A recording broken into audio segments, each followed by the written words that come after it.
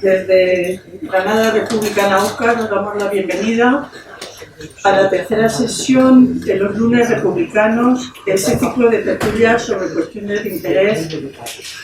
El tema de hoy, Venezuela, la revolución bolivariana en su laberinto, es de alto interés y nos apela a todos, principalmente desde los medios de comunicación todos los días. Surgen muchas preguntas a su alrededor y existe un debate sobre cuál es la situación real en Venezuela, cómo van a salir los venezolanos, Venezuela, de ese laberinto, de esa encrucijada, y sobre cómo se van a establecer la racionalidad y el diálogo en esa problemática situación. Por azar, cayó en mis manos estos días un libro de la filósofa alemana Hannah Arendt, que se titula Verdad y mentira en la política. Es un librito pequeño, muy recomendable, contiene 2 ensayos sobre este tema que creo que encajan bien en la tertulia de los lunes republicanos. Esta pensadora escribe que nadie duda de que la verdad y la política no se llevan demasiado bien y trata de explicar su pensamiento, y para ello distingue entre la verdad factual, las verdades de hecho, las cosas que ocurren, y la verdad racional, que como son los axiomas, los descubrimientos o las teorías. Las verdades de hecho, a su juicio, son mucho más vulnerables que las verdades de tipo racional. Son mucho más vulnerables a la falsificación, a los ataques del poder. Según Arendt, lo que define la verdad factual es que su opuesto no es el error, la ilusión ni la opinión, como ocurre con la verdad racional, sino que su opuesto es la falsedad deliberada o la mentira organizada.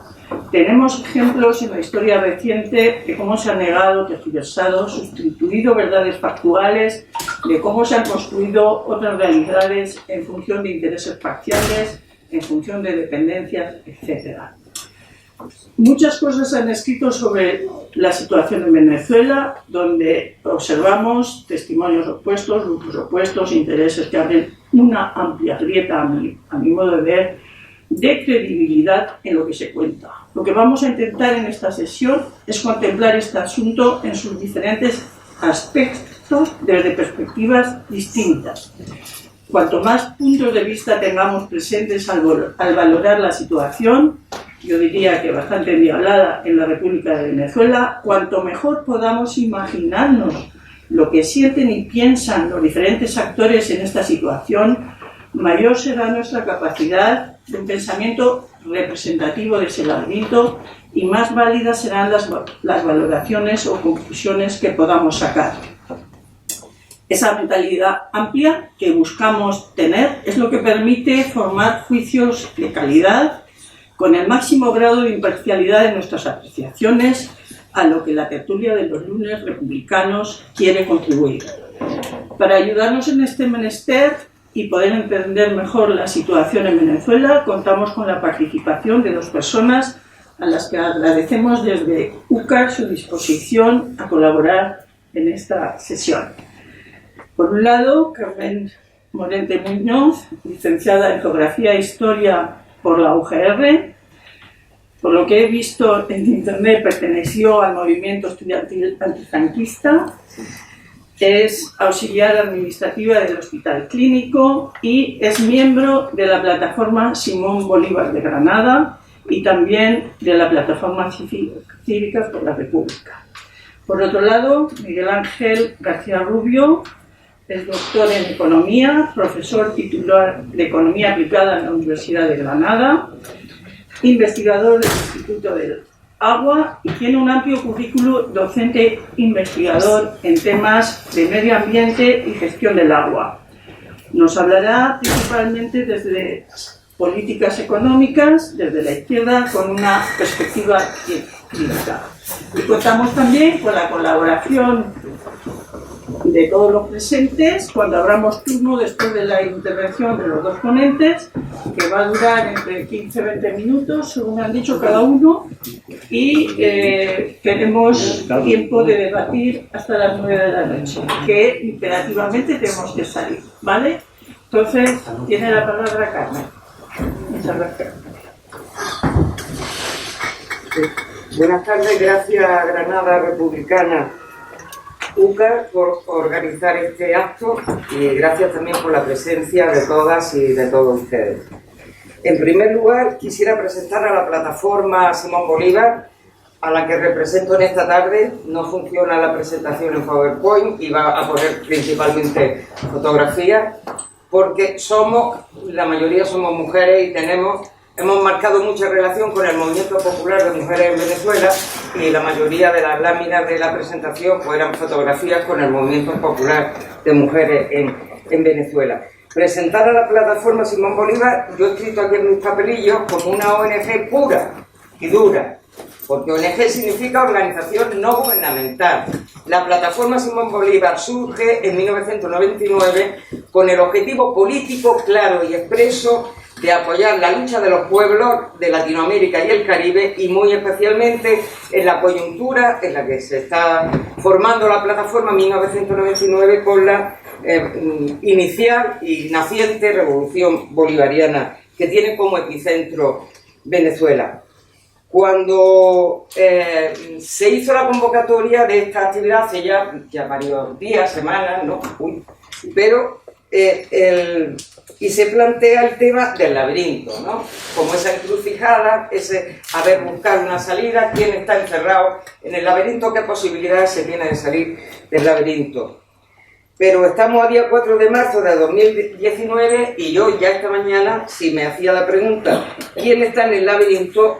Con sinceridad, os diría que quien está hoy ya en el laberinto pues es el gobierno armamentista y militarista de los Estados Unidos de Norteamérica, los países militaristas y genocidas de Colombia y de Perú, seguidores y participantes y creadores del grupo del cártel de Lima, del grupo de Lima, los gobiernos de Europa que echaron a correr detrás de ese señor que en mitad de una calle se levantó en una piedra y dijo: yo me proclamo presidente de Venezuela, y de este mismo señor. Esos son los que están, desde mi punto de vista, en el laberinto, es decir, tienen que encontrar alguna salida.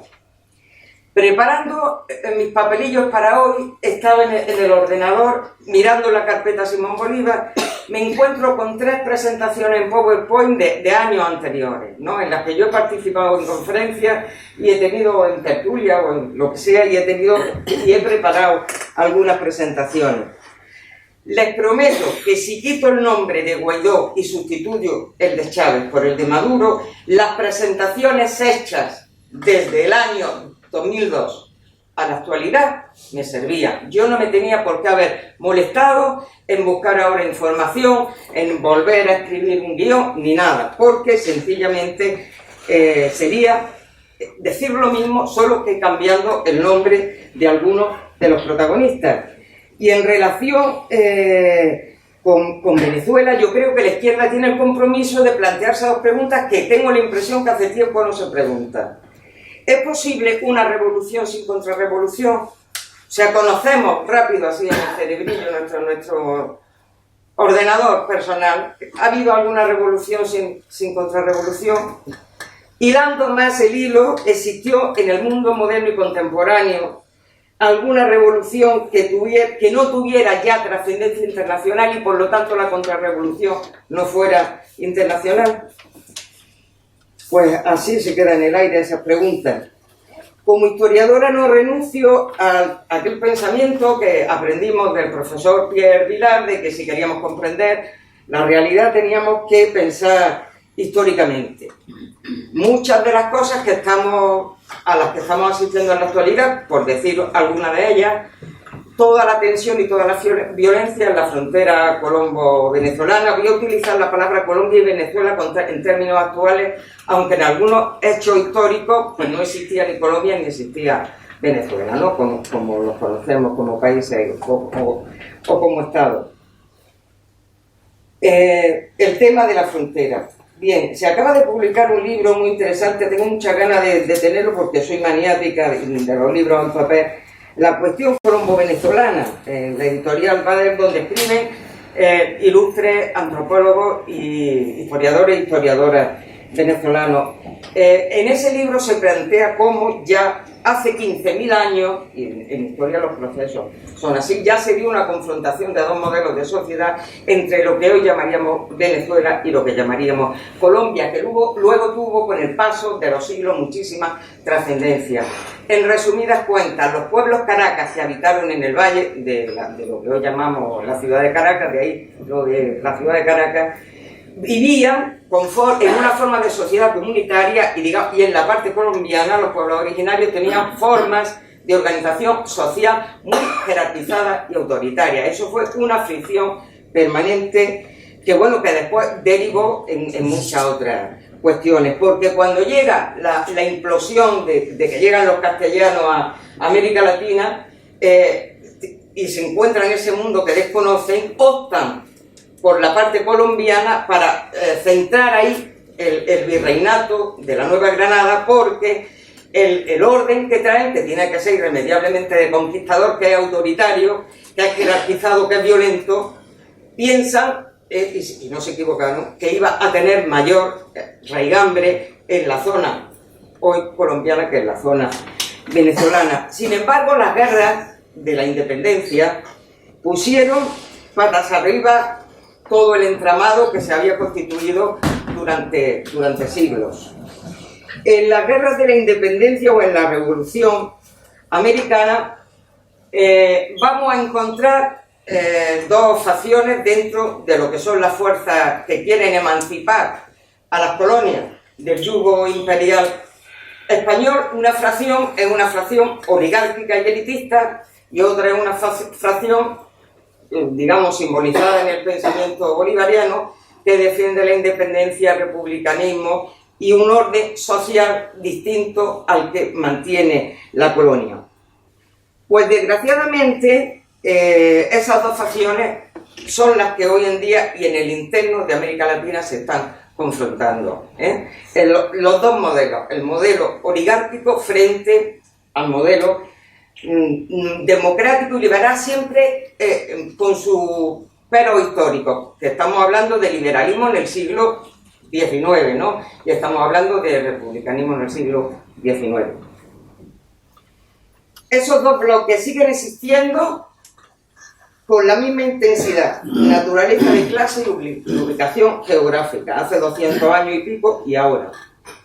El resultado fue que el sector radical de la revolución ganó la guerra, o ganó las guerras, pero políticamente el sector reaccionario, la oligarquía elitista, fue la que derrotó políticamente el proyecto bolivariano de la patria grande, porque por lo que luchaban los pueblos de América era por la confederación, de crear una confederación, no por generar 20 o 25 repúblicas, ¿no? Y el proyecto de la patria grande de Bolívar quedó anulado. Sin embargo, habían ocurrido dos acontecimientos muy importantes. Primero, que se había pulverizado aquel imperio en el que no se ponía el sol, y que la pulverización de ese imperio permitió el desarrollo de fuerzas productivas, entre ellos la libertad de la mano de obra esclava con el paso de algunas décadas, y el desarrollo del capitalismo salvaje que se conoce desde finales del siglo XVIII, del siglo XIX, perdón, y el XX, y el surgimiento, o sea, se está poniendo la sustentación del sistema imperialista, o sea, del capitalismo ya monopólico, como se define en el marxismo. Yo había seleccionado una frase de Monroe, pero bueno, da igual, la leo. Es imposible que la Santa Alianza extienda su sistema político a cualquier parte del continente americano sin que sea una amenaza para la paz y para nuestra felicidad. Es inconcebible también pensar que nuestros hermanos del sur, en caso de que tuvieran libertad de acción, aceptaran ese sistema. Es igualmente imposible que nos quedemos cruzados de brazos frente a tal situación. Monroe y Bolívar fueron prácticamente coetáneos. Y había seleccionado una frase de Bolívar que titulé La intuición del imperialismo, porque Bolívar, bueno, pues siendo un libertador, era un hombre que pensaba con una cabeza de 1800, se murió en 1830, pues con esa cabeza.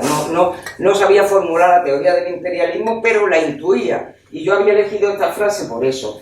Los Estados Unidos de Norteamérica parecen destinados por la providencia para plagar la América de miserias en nombre de la libertad.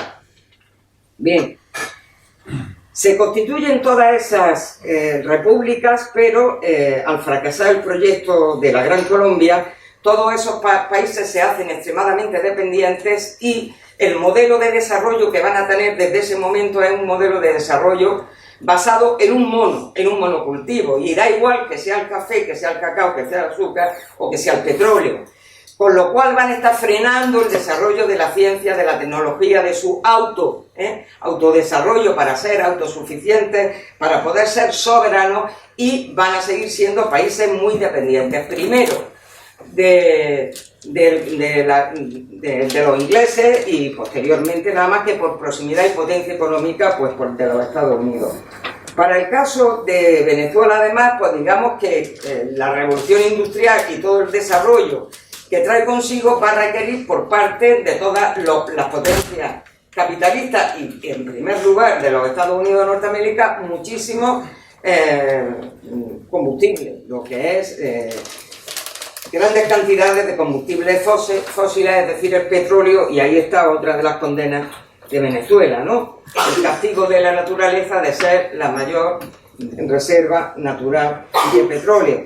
Y eso ha condicionado un modelo rentista, para el caso de Venezuela, bueno, basado en las regalías del petróleo, pero claro, todo en manos de grandes empresas explotadoras de petróleo, que son norteamericanas principalmente, que prácticamente hasta la época de Chávez en la imposición, los impuestos que pagan al Estado es una miseria, pero que claro, el petróleo es tanto, y el petróleo es tan necesario, y el petróleo no es un plátano, ni es un kilo de azúcar, es la vida, es la sangre del desarrollo industrial, de la máquina, del transporte, de todo, ¿no? Que con esas pequeñas regalías, entre comillas, del petróleo, la oligarquía venezolana vivió extraordinariamente, el 20% de la población vivió que ni se lo creía. Ya algunos intelectuales empezaron a entender que el petróleo era como un castigo y que se empezaba a sembrar el petróleo, que es una frase de Ulla Pietri, o el destino que tenía Venezuela era un destino terrible.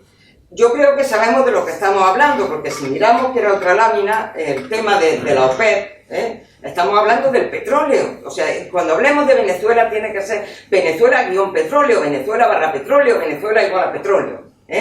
Entonces, de los países de la OPEP, en la actualidad, los únicos que no están bajo la garra y la hegemonía directa de Estados Unidos son Irán y Venezuela, y están sometidos a sanciones, agresiones y a todo lo que todos sabemos.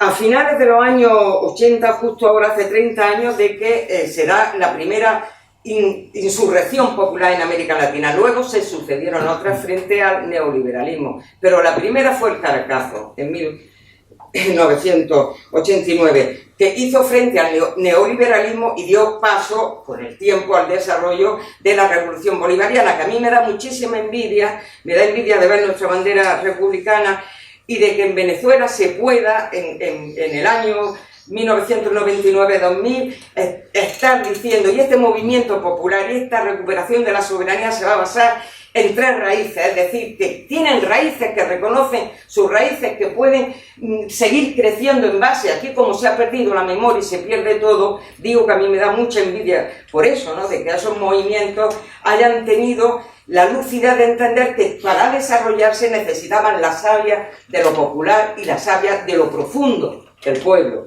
Y en esas tres raíces que ellos llaman de la revolución bolivariana, pues está el pensamiento de Bolívar, que significa independencia, libertad, republicanismo, integración regional, el pensamiento de Ezequiel Zamora, que es el general de tierra y hombres libres, que significa justicia social, la tierra como motivo de disputa de todas las guerras y de toda la lucha de clase en América Latina y en muchas partes del mundo. y el pensamiento de Simón Rodríguez, la educación como medida del progreso humano, la fraternidad, la igualdad de sexos, cosas muy novedosas que están ocurriendo en el año 99 y 2000 en Venezuela. Esta revolución que se inicia y ha tenido muchos calificativos, recuerdo la época de la Revolución Bonita, porque era una revolución pacífica, porque era una revolución democrática, la revolución constituyente, la revolución donde el pueblo es el protagonista, consiguió en muy pocos años pagar gran parte de la deuda social que la oligarquía tenía con contraída con el pueblo de Venezuela. Consiguió educarlo, consiguió alimentarlo, consiguió sanar su cuerpo, consiguió poner dentaduras para que los pobres se pudieran reír con dignidad. Legalizó a 4,5 millones de colombianos que llevaban 5 generaciones sin papeles y eran explotados, porque los esperaban los sábados cuando llevaban el dinero de la paga, subiendo a los cerros, la policía metropolitana los bajaba, papeles, no hay papeles, toma, el salario de la semana. 4,5 millones de colombianos se legalizaron con la visión, identidad que encabezó y promovió el presidente Chávez. Bien, lógico pensar que contra esa revolución se haya intentado todo, y no quiere decir que no se hayan cometido errores en el campo popular y en el campo de la revolución. Entre otras cosas, la dependencia, si hoy se habla de la crisis económica que tiene, de la cantidad de cosas que faltan, de insumos, de alimentos, etcétera, etcétera, es porque en 20 años de desarrollo, 18, vamos a poner, ¿no?, para ser justos con los tiempos históricos, no han conseguido romper el modelo rentista, ni el modelo monoproductor de algo, de petróleo, en el caso de Venezuela. Pero todas esas cosas se consiguieron, y algo más peligroso en el mundo de nuestros días, donde hay un sector que pugna, de países que pugnan por un mundo multipolar y no unipolar. Fue una política de alianza ambiciosa que consiguió en el año 2005 con el presidente Bush hijo, el más gafe de los dos, el hijo, romper y hundir el Tratado de Libre Comercio en la Cumbre de las Américas celebrada en Mar del Plata. Y eso es una afrenta, digamos, una pelea que se dio y se ganó, pero que eso supuso poner la escopeta y el rifle todavía más mirando al epicentro de Venezuela. Ahora, ¿qué es lo que pasa? ¿Alguien tiene alguna duda de lo que está ocurriendo? Asedio económico, sabéis las decenas de miles de millones de dólares que se han quedado, que han sido requisados por el bloqueo financiero. Bloqueo militar, bloqueo mediático, provocaciones para dividir al ejército y favorecer un levantamiento, guerra civil con intervención extranjera. Y no se nos levanta el cuerpo y en nuestra bandera, y rememorando cómo está viviendo Venezuela desde el año 1999 una lucha terrible contra el fascismo, y han tenido el mérito de aguantar, porque, compañeros y compañeras, ¿a cuánto aguantó pacíficamente el gobierno de Salvador Allende? ¿Cuánto aguantó pacíficamente nuestro querido gobierno de la Segunda República Española? Pues han tenido la valentía y tienen la osadía de seguir resistiendo con muchísimas dificultades, pero haciendo frente al fascismo. Y acabo con una cosa. En el año 2002 tenía la fotografía ahí en la presentación. Yo estaba en la ciudad de Caracas, el 8 de marzo, Día de la Mujer Trabajadora, y un mes antes del golpe contra el presidente Chávez.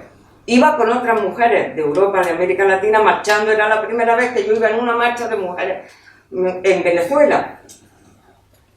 Y entonces fue como si me estallara el cerebro. O sea, lo que estaba oyendo era: en Venezuela no pasarán, en Venezuela no pasarán. Y yo no sabía, si yo me estaba perdiendo el cócodo o la historia me estaba dando una segunda oportunidad, que no tuvieron ni mis abuelos ni mis padres.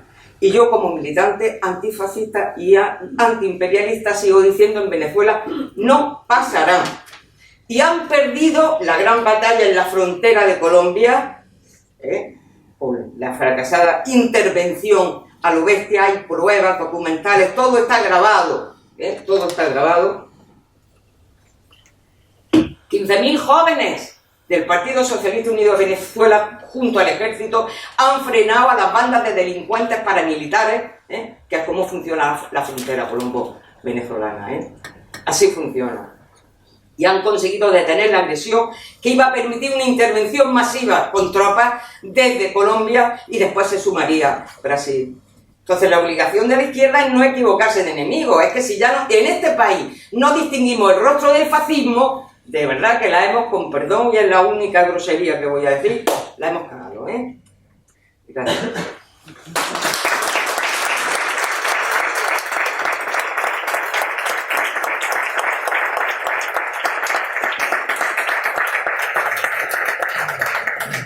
Miguel Ángel García Rubio, tu turno.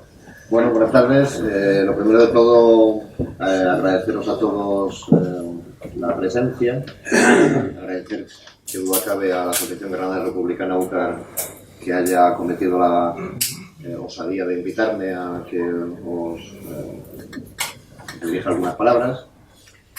Y bueno, Carmen es historiadora, ha hecho un repaso histórico que creo que es producto de su formación previa.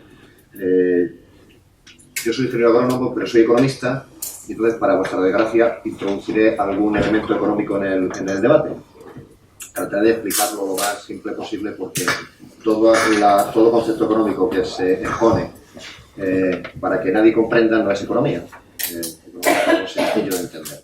Antes de empezar, sí quisiera también dejar clara una cuestión. Carmen ha tenido bien presentar, y algunos de los presentes creo que lo tenéis, un documento escrito. Bueno, en este sentido quiero decir una cosa que a mi juicio es importante. En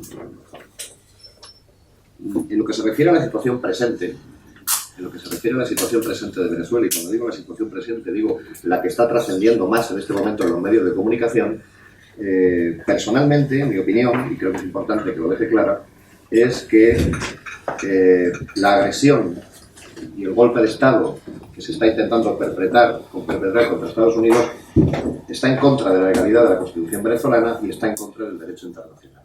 Es decir, que podría perfectamente suscribir todas y cada una de las palabras que me he leído previamente que dice este documento. Pero claro, si centráramos por tanto el debate en esa realidad, pues casi diría, estaría casi seguro de que no habría debate. Entonces, mi planteamiento es el siguiente, mi punto de vista es el siguiente. Desde mi punto de vista, creo que un análisis desde la izquierda de la situación venezolana, y cuando digo situación, insisto, no me refiero a los acontecimientos más recientes, debería de tomar, a mi juicio, distancia de tanto de los medios de comunicación convencionales como del discurso oficial chavista. Una segunda consideración, y esta quizás sorprenda más, es que, desde mi punto de vista, tampoco lo que está en juego en Venezuela es, en ningún caso, una confrontación socialismo contra capitalismo. Porque en sentido estricto, y es algo que trataré de justificar en esta intervención, a mi juicio no ha existido un proyecto socialista en Venezuela. Ni desafortunadamente hay esperanzas de que pueda construirse dicho proyecto a través de un viraje de las políticas que se han venido implementando desde 1999. En tercer lugar, otro punto que quisiera plantear es que lo anterior, esta idea que digo un poco quizá provocadora de que, a mi juicio, no hay una confrontación socialismo-capitalismo en Venezuela, esto digo es consecuencia de la alianza de clases sobre la que descansa el chavismo, que en último término impide una radicalización hacia el socialismo. Esta alianza o este régimen político-social que ha establecido el chavismo se caracteriza básicamente por 4 rasgos, a mi juicio. El primero es que se ha producido el tránsito de un capitalismo rentista oligárquico, que ha citado Carmen, a un capitalismo de rentismo popular. El segundo elemento es el paso de la democracia parlamentaria punto fijista de la Cuarta República hacia un bonapartismo popular de democracia plebiscitaria. El tercer rasgo sería que la base social de apoyo se ha desplazado de las clases medias acomodadas hacia los sectores populares pauperizados, especialmente urbanos, y la cuarta de estos rasgos, quizá a mi juicio el más pernicioso, es que el binomio ejército-burocracia ha reemplazado al sistema de partidos, las cámaras patronales y las cúpulas sindicales como actores del juego político-institucional. Es decir, en este momento los militares tienen una influencia excesiva e indebida en el gobierno y en el funcionamiento de empresas como Petróleos de Venezuela, en PDVSA, en la distribución de alimentos, en la gestión de los puertos o en la misma asignación de divisas. Funciones todas ellas, que a todas luces, no deberían de estar en manos del ejército. Es innegable que a pesar de la ausencia de datos regulares y disponibles públicamente sobre nutrición, epidemiología o inflación, Venezuela atraviesa hoy una crisis económica que ha generado disfunciones, severas disfunciones, escasez de alimentos, de medicinas y demoras en la distribución. El gobierno, y por eso decía antes al principio que convendría desde la izquierda tomar cierta distancia del discurso socialista oficial, digo que el gobierno atribuye toda responsabilidad a causas externas. La caída de los precios del petróleo, inflación importada, redes internacionales de tráfico ilícito, contrabando y sanciones económicas, de modo que, lejos de articular salidas combativas, no se atribuye la más mínima responsabilidad por el caos que actualmente sufre el país.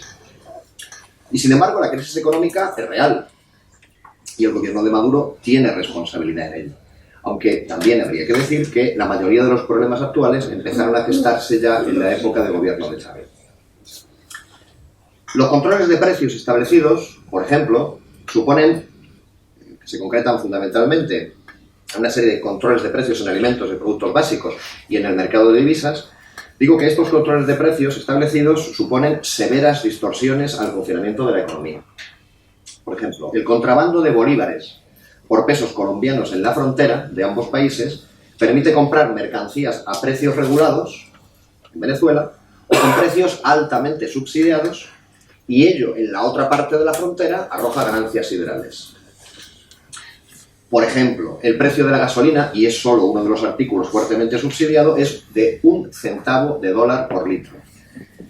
Y esto es una medida política que en sentido estricto beneficia exclusivamente a las clases medias propietarias de automóviles y, en último término, a los especuladores. Entre los años 1999 y 2016 se produjo un fuerte aumento de la base monetaria, de lo que los economistas llamamos dinero de alta potencia. Cuando he dicho fuerte, en realidad me he quedado corto. El incremento en esos años de la base monetaria fue del 33.000%. ¿Por qué? Pues porque lo que se ha hecho básicamente ha sido monetizar, incurrir en una brutal monetización de los déficits públicos. Por hacernos una idea de lo que supone o cómo se extraen las rentas petroleras actualmente por parte del gobierno. Casi la mitad de ese déficit que indico se produce como consecuencia de la deuda que Petróleos de Venezuela tiene con el Banco Central de Venezuela. ¿Por qué? El Banco Central,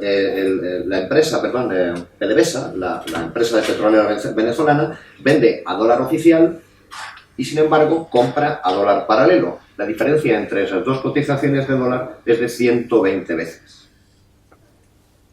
Y esos déficits en que incurre la empresa se terminan disfrazando mediante préstamos del Banco Central de Venezuela. ¿Cuál es la consecuencia de ese incremento brutal de la base monetaria? Sin duda alguna, la hiperinflación. Y esa hiperinflación socava el poder adquisitivo de los trabajadores, paraliza la producción, fomenta los mercados negros de productos básicos, deprecia el valor de bolívar frente al dólar. El dólar paralelo que he citado antes, por ejemplo, entre los años 2008 y 2016 se incrementó un 18.000%.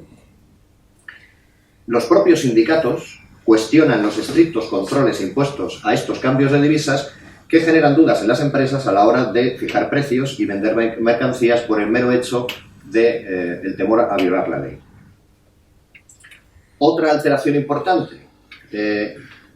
Los tipos de interés en Venezuela, en sentido estricto, son negativos. Los nominales son elevados, en torno al 20, 15, 20, depende del producto, depende de para qué se destine ese dinero, pero son tipos de interés altos. Claro, cuando vemos los tipos de interés reales, con esa inflación tan elevada, la realidad es que los tipos de interés son negativos. Es decir, se puede tomar a préstamo dinero gratis. Devolver el dinero prestado es una cantidad menor de lo que inicialmente, del montante en términos reales, como poder de compra, que inicialmente se pidió. Estos tipos de interés negativo, como digo, que son consecuencia de esa elevada inflación, lo que hacen es generar una fuga brutal de bolívares por pesos colombianos, una vez más, mediante un tráfico ilegal en la frontera, que luego se cambian por dólares. Y esto, a su vez, deprecia el bolívar frente al precio colombiano y lo que hace es paralizar la demanda de préstamos para la inversión. En una palabra, es mucho más rentable para una empresa, en el marco económico actual, traficar y negociar en mercados especulativos a través de las fronteras con productos básicos o con divisas, lo cual lleva a contraer la actividad económica, el capital se refugia en una especie de triciclo financiero que es infinitamente más productivo que producir nada. Y esto evidentemente se hace a los ojos del régimen, se hace a la vista del régimen. De este modo, la desindustrialización y la lumpenización de la producción y del comercio ha hundido la potencialidad, a mi juicio, revolucionaria de la clase obrera venezolana en este momento. Entre los años 2002 y 2014, Venezuela multiplicó por 5 su deuda externa. Esto ha provocado una aparente paradoja, una aparente o paradójica alianza con las transnacionales mineras ecocidas. Algunas de ellas son norteamericanas. El proyecto del arco minero de Orinoco supone rematar a bajo coste, a bajo precio, la explotación de 112.000 kilómetros cuadrados de ese territorio nacional que queda en manos, en último término, del capital norteamericano. Y eso está pasando bajo el régimen venezolano bolivariano. Es decir, que esta confrontación antiimperialista no deja de ser un poco extraña si nos olvidamos de los últimos acontecimientos, de las últimas agresiones, a mi juicio, de Estados Unidos. De modo que todo ello, de algún modo, mueve a pensar que en Venezuela en este momento hay demasiados ideólogos y muy pocos técnicos en la administración pública. Lo que termina generando, en último término, políticas gubernamentales que carecen de coherencia, que carecen de una gestión profesional, que desalientan la inversión nacional, que ya de por sí está paralizada por la ineficiencia y por la corrupción. El conjunto de ideas que se han aplicado desde 1999, la verdad, han sido bastante eclécticas. Nunca se han apoyado en un marco institucional sólido. No ha habido nunca una crítica de la economía rentista basada en el petróleo, ni puede decirse tampoco que haya habido un plan estratégico general. Desde 1999 hasta 2002, las políticas económicas se orientaron hacia la tercera vía de Tony Blair y Anthony Giddens. Pues Chávez estaba empeñado en convencer a la burguesía nacional de que se hiciera productivista y patriótica. Pero en ningún caso se planteó despojar a dicha burguesía de su poder económico, que ha quedado a día de hoy prácticamente intacto. A partir del golpe de Estado de 2002 se empiezan a invertir más recursos en consolidar el apoyo a las clases populares, lo que coincidió con los aumentos, además, de precios de petróleos internacionales de 2004.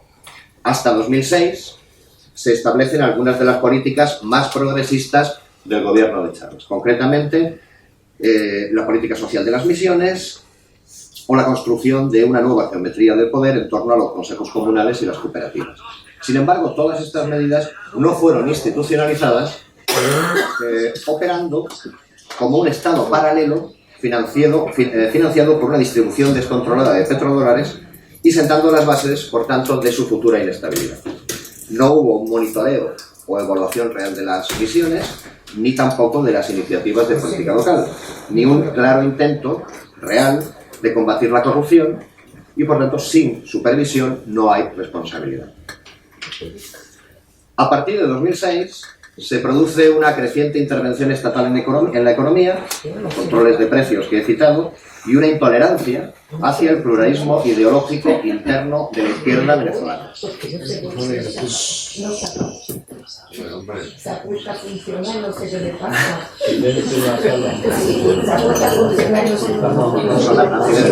accidentes tecnológicos.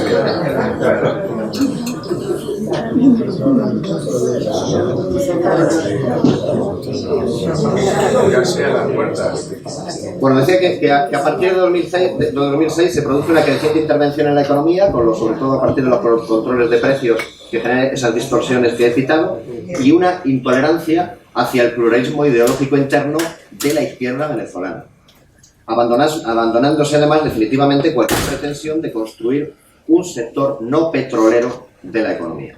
El gobierno nunca tuvo una estrategia para administrar industrias y cadenas de distribución nacionalizadas. Los recursos se drenaron en programas sociales y nacionalizaciones, y algunas de estas nacionalizaciones fueron tremendamente costosas como consecuencia de los procesos de arbitraje a los que hubo que hacer frente.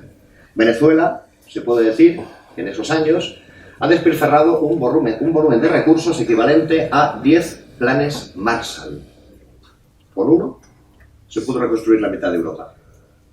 La renta petrolera ha sido succionada en buena medida por la burguesía en coalición con sectores de la burocracia estatal y del ejército. Se excluye del diálogo social a algunos sindicatos de trabajadores. Se criminalizan las huelgas y manifestaciones, especialmente en el ámbito de las industrias nacionalizadas, sometiendo a los sindicatos al control del gobierno y del Estado. A partir ya de 2013, la caída de los precios del petróleo, fundamentalmente por la reducción de la demanda de China y la autosuficiencia de Estados Unidos a partir de fuentes energéticas, de fuentes petroleras no renovables, lo que ha hecho ha sido socavar las bases insostenibles de un modelo rentista petrolero en el que se asentaba la economía venezolana. La caída del PIB, del Producto Interior Bruto, se estima, según datos de la CEPAL, en un 18% entre los años 2014 y 2017. Y según esta misma fuente, la CEPAL, entre 1998 y 2018, la producción ha caído un 28%. Lo que puede interpretarse como una enorme destrucción de las fuerzas productivas venezolanas, y todo ello contribuye a un incremento de la descomposición social y la pérdida de apoyos populares del gobierno, especialmente en las zonas urbanas, tal y como se observa en las elecciones presidenciales de 2018.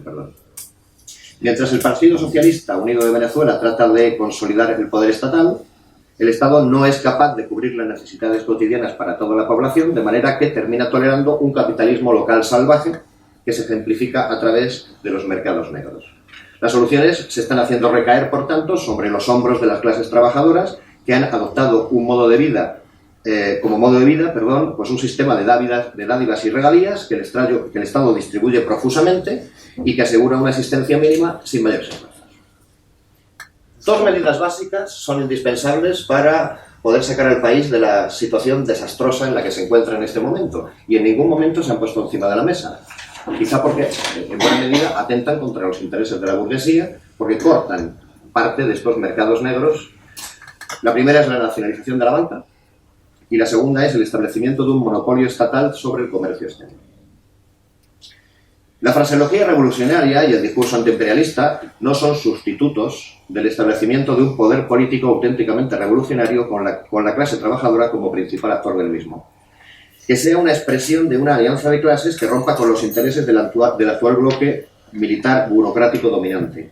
Y esa reorientación de la política solo puede llevarse a cabo partiendo de una profunda crítica desde la izquierda, que en el plano internacional se ha dejado influenciar más por la simbología que por los elementos materiales de las políticas chavistas, presentando a Venezuela como una esperanza que no tiene correlato alguno con la realidad.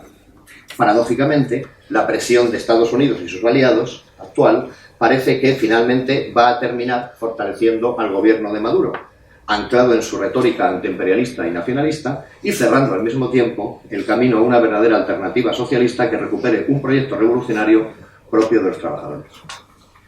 Y esto es mi intervención en este momento.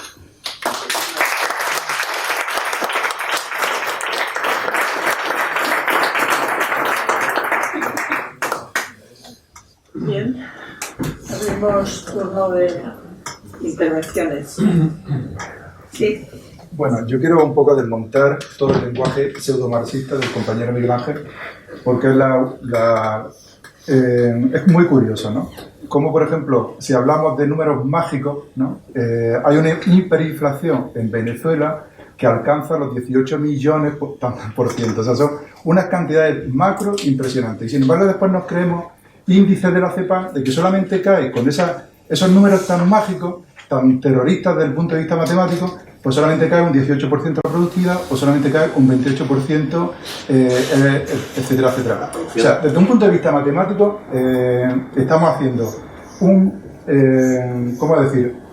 Un juego mágico de números, que claro que son cifras, que, bueno, pues como cuando, por ejemplo, con la leyenda negra anticomunista, pues se nos dicen, por ejemplo, tonterías como que con Stalin, pues en Ucrania se mataron a tanta gente y después resulta que, bueno, pues a los pocos años, tanto Ucrania como la Rusia postsoviética, pues tiene muchísimos más millones de habitantes que en cualquier momento, pues otros países, ¿no? Entonces son como cifras legendarias.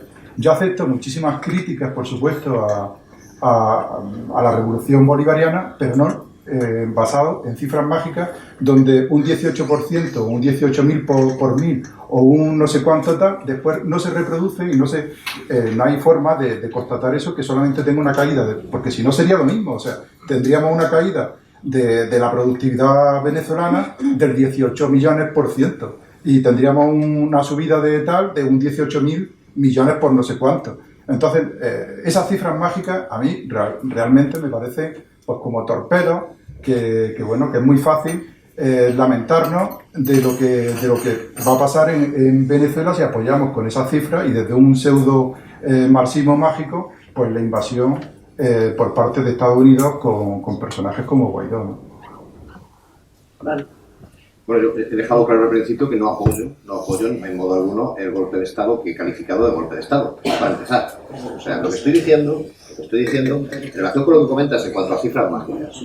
Bueno, a mí me gustaría utilizar las cifras del gobierno venezolano, del Instituto Nacional de Estadística venezolano. No sé dónde están. Me gustaría utilizarlas. Utilizo las de la CEPAL porque no son sospechosos de ser un agente del régimen, en fin, capitalista. No son sospechosos, eso para empezar. Insisto, me gustaría utilizar las cifras del régimen. La relación que haces en el sentido de que una inflación yo no he citado esa cifra, pero esa inflación brutal provoca una caída, dices tú, del no sé cuánto. Hombre, económicamente no es así. Es decir, no existe una correlación entre una subida porcentual de la inflación y una caída porcentual del PIB. No existe una correlación. De todas formas, si una contracción de la economía de una cuarta parte te parece poca, pues te diría que en la crisis económica española, pues resulta que la producción llegó a caer un 8%. 8%. Y estamos hablando de una contracción del producto del 25%. En fin, la cifra sí es notable. Y ya no es notable la caída del PIB, que en el fondo, si he de serte sincero, ahí sí te diría que es cuestionable. Es una cifra mágica en el sentido de que, bueno, ¿qué mide el PIB? ¿No? Bueno, ahí podríamos entrar a cuestionar y a discutir qué mide el PIB. El problema es que es un indicador hasta cierto punto de la enorme destrucción de las fuerzas productivas que se están produciendo en este momento en Venezuela. Es decir, que no hay una alternativa industrial al petróleo. Es que no solamente no hay una alternativa industrial al petróleo, sino que se ha destruido la alternativa industrial en manos de la oligarquía venezolana, pero es que se ha destruido. Es que a día de hoy a un empresario, por el marco político que hay, por el marco económico que hay, a un empresario venezolano lo que le sale rentable es especular. Es que lo que no tiene sentido es pensar que con un incremento de la base monetaria de la cifra que he citado, no pueda haber inflación. Es decir, cuando hablas de cifras mágicas, yo te diría que, bueno, insisto, una contracción de una cuarta parte del Producto Interior Bruto es algo severo, es algo serio, es algo severo. Y por lo que te refieres a la retórica marxista, pues bueno, califícala como quieras. Sí, ahí sí te diría que mi crítica es de una izquierda marxista, sin duda, porque no creo que en este momento el régimen venezolano esté siguiendo, o haya seguido en estos años, una política socialista encaminada hacia una alternativa socialista real. Es lo que creo. En realidad, cuando ves los resultados, observas un fortalecimiento incluso de las élites burguesas. Sí. La verdad es que hay varias cuestiones que quería tocar en relación con aspectos que han aparecido. Digamos que la ilusión de una solución técnica a los grandes problemas de la humanidad ha existido en todas las revoluciones de la historia, en todo. En grandes técnicos y grandes teóricos de la economía, en fin, los Kondratiev, los Pleyanos, los teóricos del llamado populismo ruso, de la economía campesina, por ejemplo, Chayanov, etc. Es una ilusión, porque lo que no se puede dejar de tener en cuenta, por lo menos cuando se piensa históricamente o se intenta hacer, es el contexto en el que tienen lugar las cosas, que no es el de un sereno debate universitario, no es el de una comisión de la NECA para ver si le damos sexenios a alguien o no, es el de gente, millones de personas apartadas de la satisfacción de necesidades básicas, y el enemigo más poderoso, con todas las complicidades imaginables, incluidos algunos que se llaman de izquierda, asediando, apretando, ahogando, saboteando, matando, pagando. Ese es el contexto en que tienen lugar las cosas. Así tienen lugar los problemas. Mi maestro Vilar reivindicaba como maestro suyo a Ernest Lavoisier. Y Ernest Lavoisier escribió un texto que se llamaba ¿Cómo nace la revolución?, reflexionando sobre la de 1789, 1830, 1848 en Francia. Y decir, cuando llega una revolución, por supuesto, a las oligarquías instaladas les pilla de sorpresa siempre, porque asumen como orden natural el que a ellos les beneficia. No, esto no puede ocurrir, esta pesadilla no se puede dar, esta pesadilla pasará. Este es el reflejo que tiene. Pero decía, el revolucionario medio no está contento. Es decir, yo soy revolucionario, pero cuando llega la revolución, no, esto no es. Esta no es la que yo quería. A mí no me gusta. Se desvía del manual. No cumple con lo que dice el papel. Suspenso rotundo. No le damos el sexenio. Suspenso la NECA. A otra universidad. Este es el problema. Históricamente ha sucedido siempre. Y la revolución bolivariana es de manual. La demostración más grande de que es una revolución y profunda, aunque sea solo política, en eso estoy de acuerdo contigo, Miguel Ángel, aunque sea fundamentalmente político-social y no económico-social, todavía, por ahora, como decía, chao. Efectivamente, teniendo en cuenta la respuesta que suscita, es indudable que es una auténtica revolución.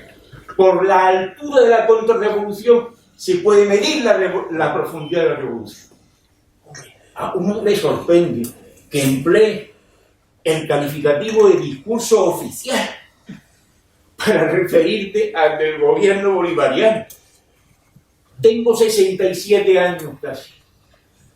He conocido Vietnam, he conocido la Revolución Portuguesa, Chile antes, Nicaragua, unos pocos de procesos en medio que han despertado esperanza de gente progresista y que nos han entristecido cuando hemos visto que han cedido a la presión sin piedad a la que han sido sometidos, recurriendo a todo tipo de medios criminales, absolutamente a todo tipo de medios perfectamente compatibles con las loas más inmorales a los derechos humanos.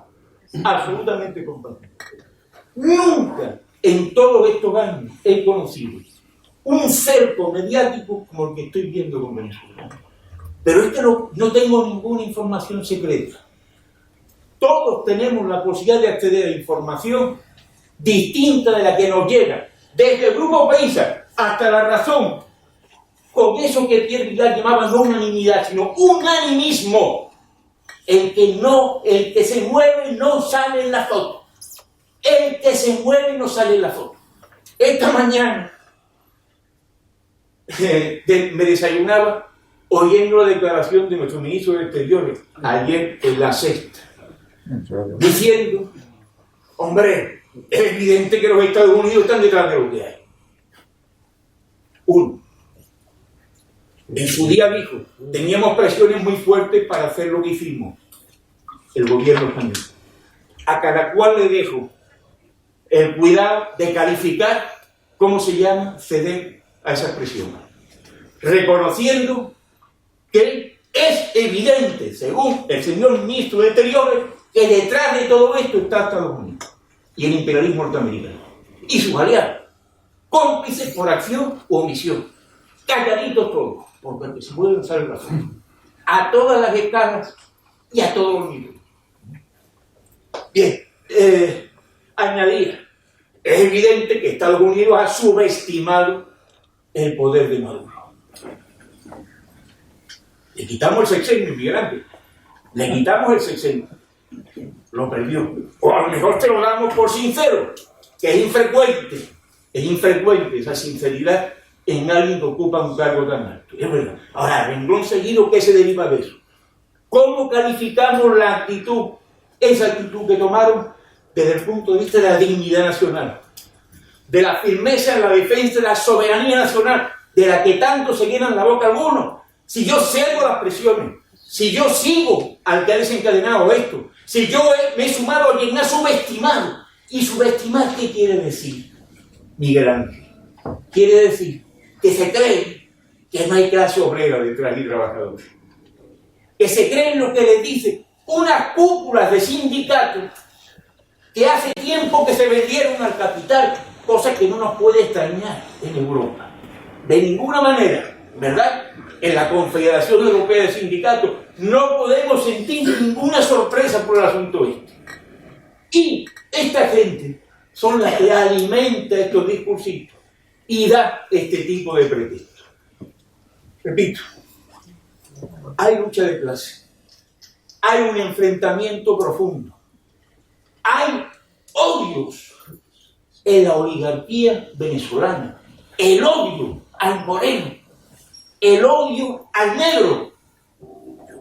Habráse visto una mujer que pueda declarar de buena sociedad que no le importa ser violada por un soldado americano, porque así le saldrían niños con ojos azules. Esas cosas las puede uno ver, en televisión, en cadenas constantes. Perdón. Puede terminar. Termino. Era un comentario iluso de la señora, porque los soldados que vayan ahí seguramente no van a ser rubios con ojos azules. Seguramente no serán rubios con ojos azules. Bien, repito, una sola cosa.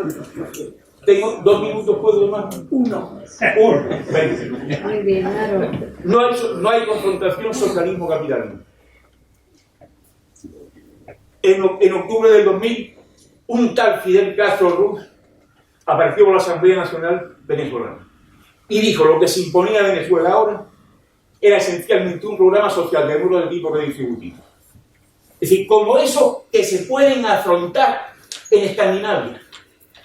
Es verdad que le cuesta la vida a algún dirigente socialdemócrata. En otros sitios se habla de esos programas, pero se hacen otros. Se rebajan pensiones, se liberaliza el mercado de trabajo, o los Palmes se lo cargaron. Ahí no tenían mucho más objetivos que los Palmes. Escuela, sanidad para todo el mundo, misión vivienda, 3 millones de casas. Según los militares, la última cosa. ¿Puedo decir los militares? De los militares hay una cuestión fundamental. Los militares participaron en la represión del Caracas. 27 y 28 de febrero del 89. Murieron más de 3.600 personas. Es decir, tantos como en 20 años de dictadura de Pinochet en Chile. Para que nos hagamos una idea de los odios hasta dónde llega. Ahora bien, hay en el Estado venezolano, es un aspecto excepcional en América Latina, una oficialidad y una suboficialidad popular de extracción, un poco como los curas en los pueblos de España, por ejemplo. Sin meter un niño en el seminario es una manera de sacarlo del hambre, muchas veces. El ejército jugaba este papel. Había 2.000 oficiales implicados en el movimiento de Chávez en 2002. No perdamos de vista eso. Es decir, separar el ejército del pueblo es incidir en una línea de acción del imperialismo hoy. Porque lo que está viendo es una profunda acción. Señor.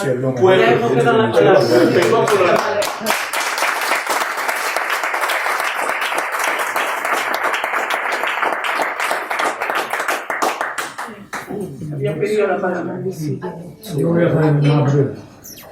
Yo voy a ir a lo obvio, lo jurídico. Es decir, el tema del golpe de Estado este que se estaba preparando en Venezuela no tiene respaldo de Naciones Unidas porque con derecho a veto hay 5 países. Y de los 5 países que dos han dicho que no hay de la China, hablando claro, uno es Rusia y otro es China. Es decir, que si Europa también ha dicho que no va a permitir una intervención militar.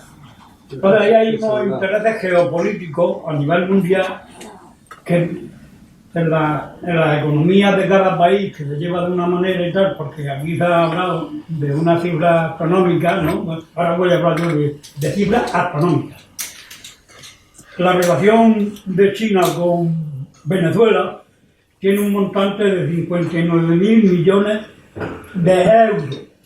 Pues sí, hablamos en castellano. Y luego, la relación de Rusia con Venezuela de 18.000 millones de euros.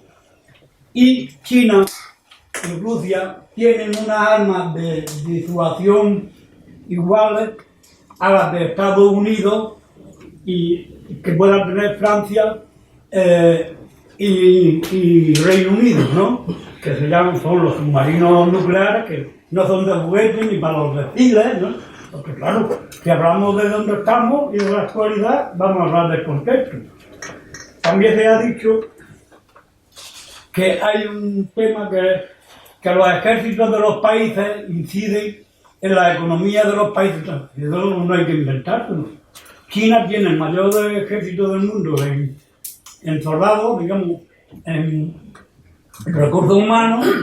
Ahora, actualmente, es el segundo país que más invierte en defensa y el ejército venezolano pues tendrá lo mismo. Y eso mismo que se produce en China, se produce en Rusia, que Rusia parte de ser el mayor productor de petróleo del mundo, solamente que lo que pasa que es rentable cuando el petróleo está caro, cuando está barato no le interesa porque lo tiene muy hondo y para extraerlo le cuesta más caro, entonces necesita que esté caro para su economía, ¿eh? Eso hay que saber explicarlo también, porque economistas vamos todos cuando miramos el 2 y el 4.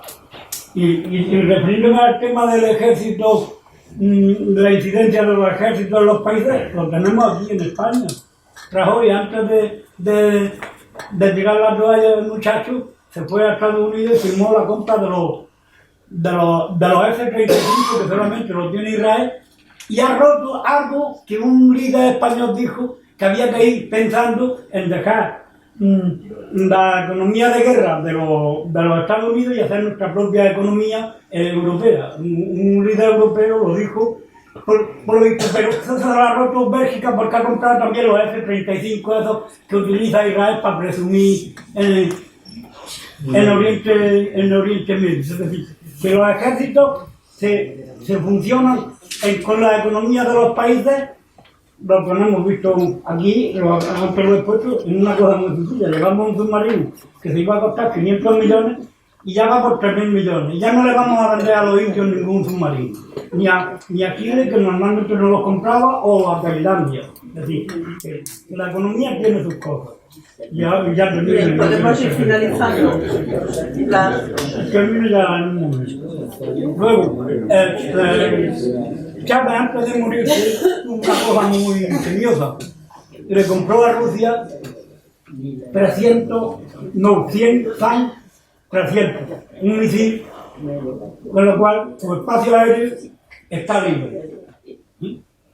La economía venezolana, aun yendo muy mal, se puede permitir el lujo de comprar los FAN 400, que por cierto solamente lo tienen 6 países en el mundo: Rusia, fabricantes, Bielorrusia, Irán, China, la India y Venezuela si los compra.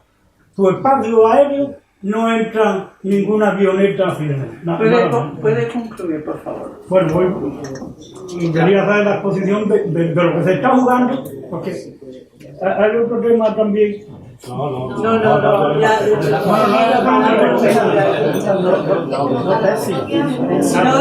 vamos a tardar mucho. Yo creo que antes vamos a la siguiente palabra. Yo me llamo Paco Ruiz, yo soy doctor en ciencias políticas por esta Santa Universidad. Llevo 2 años de baja por un tema popular, por lo tanto no he podido leer casi nada, pero he escuchado mucho. Y el tema de Venezuela, evidentemente hay que verlo desde un prisma de lucha de clases. Lo pongo en un modelo de Francia, vean lo que está pasando con los chalecos amarillos, eso es lucha de clases judíos. Hay que entenderlo también desde un punto de vista geoestratégico. Aquí hay un imperio, que es el imperio americano, que está haciendo aguas por todos lados. Hay un país, que es China, que tiene un PIB ya superior al de la Unión Europea. Hay otro país, que es la India, que lleva 15 años creciendo al 9%, que ya ha superado a Inglaterra y Francia en PIB. Y hay un país, que es Rusia, que ha tenido que destinar ingentes cantidades de defensa para protegerse de la OTAN, pero que dentro de 10 años será el mayor productor de alimentos y el mayor productor de vehículos, de trenes y de un montón de historias. Estos 3 países están desbancando a Estados Unidos. Y como Estados Unidos no sabe qué hacer, o sea, el señor Trump llega y se encuentra con un país que está al borde de la bancarrota, lo que está haciendo es retirarse y machacando donde puede. Por eso Estados Unidos se va de Oriente Medio, porque no tiene dinero para mantener a los soldados allí. Por eso Estados Unidos se pone de rodillas delante del señor Kim, porque se tiene que ir de Corea del Sur, porque Corea del Sur no le pone más dinero para mantener a los soldados y quiere una salida digna. Y en ese contexto de lucha interpotencia también tenemos que meter a Venezuela, porque lo que está ocurriendo en Venezuela se parece tantísimo a lo que pasó en Ucrania, de que los embajadores de la Unión Europea iban a las manifestaciones a apoyar un golpe de Estado, en donde la OTAN decía, si hace falta, vamos y machacamos al que haga falta. O sea, es lo mismo. Y lo que está pasando también en Venezuela es que Estados Unidos es incapaz de dar un golpe de Estado cuando ha dado 500.000 en Sudamérica y en donde mandaba a los marines podía la gente firme, y se ve impotente para derrocar a Maduro por la enorme debilidad que tiene ahora mismo. O sea, la CIA ya no es lo que era.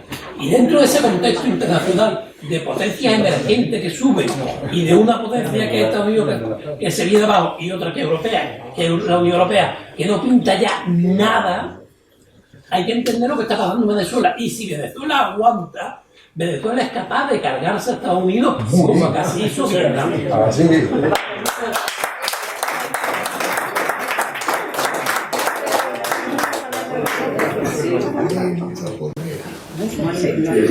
Por allí. Voy a hacer algo que jamás pensé hacer. Perdón. Voy a hacer algo que jamás pensé en seguridad. Hay una jornada de geoestrategia que hizo el ejército español hace 6 meses en Melilla, en Ceuta, que van a colgar en la red, en donde los coroneles y los generales hacen un análisis de lo que está pasando en el mundo flipante, de lo mejorcito que yo he escuchado. Diciendo, señores, nos vamos al garete. No sé, yo me llamo Roque Hidalgo. A mí me gustaría aportar un elemento que me parece que en el debate todavía no ha salido. Y en cierto sentido, como estamos volviendo al siglo XIX, me parece a mí que el debate fundamental en relación con Venezuela es si en el mundo de hoy es posible tener el derecho de soberanía nacional. Este es el debate. O sea, el debate no es si los economistas venezolanos son unos inútiles y no entienden nada de economía capitalista, socialista o hiperactiva. No, el debate hoy es si es posible que en América Latina, en el mundo de hoy unipolar, exista el derecho a la soberanía nacional.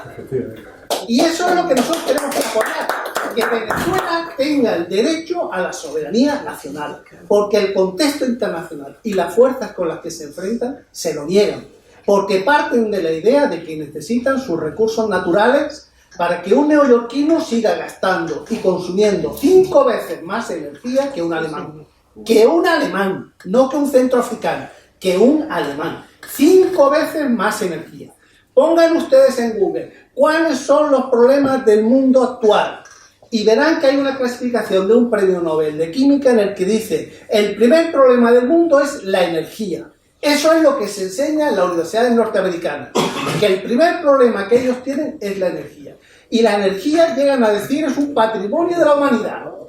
El petróleo es de la humanidad. Y por tanto nosotros tenemos derecho a extraerlo y a utilizarlo y a refinarlo en nuestras empresas. Y creo que además lo de Venezuela y el tema de la soberanía nos pone en relación con nuestra realidad. Miren ustedes, no se sabe, casi nadie lo defiende, casi nadie lo dice, pero tenemos a 200 kilómetros de aquí medio kilo de plutonio. Medio kilo de plutonio.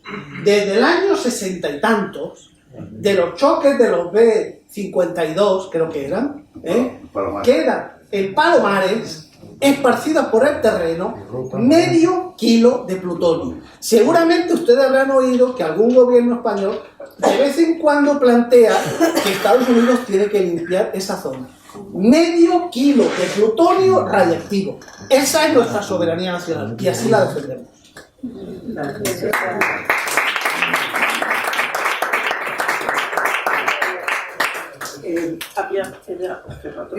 Tengo la costumbre de hablar de ti. Bien, lo que el señor Borrell dijo ayer, entre otras cosas, fue que está muy impresionado con la resiliencia de Venezuela. O sea, tan hipócrita el tío, perdonadme ya a esta altura del debate, que no se osó a decir que estaba impresionado de la resistencia del pueblo de Venezuela, y utiliza una palabra, resiliencia, que la busca en el diccionario de la Academia de la Lengua, y es como resistencia, pero es la resistencia que una persona, un individuo, un sujeto puede desarrollar para afrontar un momento de muchísimas dificultades, pero en el plano individual, ¿no? Es la capacidad, bueno, así es la versión que yo he leído, ¿no?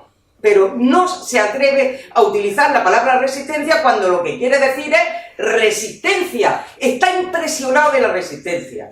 Porque es que además la revolución bolivariana rompe todos los moldes. Yo repito, ya hubiese querido a Allende poder soportar lo que se está soportando en Venezuela. Y la inflación, la hiperinflación, las troperías económicas que hundieron a Chile fueron de la magnitud, de la magnitud de lo que se está hablando en Venezuela, y pudieron con él en meses, y que no nos hablen a nosotros de lo que es ese tipo de economía después de que, antes de que se proclamara la Segunda República Española, ya estaban los banqueros y los financieros del mundo conspirando contra ese proyecto. Y el señor Juan Mar 2 veces le pillaron con el maletín lleno de billetes, ¿de qué sería? De duro o de peseta, yo qué sé cómo se llevaría esa cantidad de dinero. Entonces estamos hablando de eso. Yo quería comentar una cosa en relación a la CEPAL. Bueno, desde el punto de vista tecnocrático, de acuerdo en que lo que ocurre en Venezuela no es una revolución, porque no se amolda, como ha pasado con todas las revoluciones, a ningún manual. Ahora, desde el punto de vista de la ideología política, de lo que confronta y del proyecto estratégico que tiene y del posicionamiento que hoy se pone en el mundo, es una auténtica revolución. Para mí es la revolución de mis días, de mi vida, porque la puedo seguir día a día, y como marxista estudiar el problema de la relación de la clase obrera con el poder, del Estado con el poder, de las clases medias con el poder, de cómo se articula la vanguardia, qué tipo de vanguardia, dónde los sujetos políticos. Es la revolución de mi vida porque he podido analizarla día a día. Y los datos de la CEPAL están muy bien para la academia, y en Venezuela, recuerdo con ministro de universidades, Samuel Moncada, un académico de la historia de sobrada, solvencia, educado en París, en Francia, un niño, presidente de la Academia Nacional de la Historia, hasta que se dedicó a las tareas diplomáticas, siendo ministro de universidades. La pelea tan fuerte, porque claro, Venezuela estaba en un año alfabetizando a 2 millones de personas. Había conseguido ampliar la misión Rodríguez a otra misión superior, Sucre, en que se accedía a lo que llamaríamos aquí bachiller.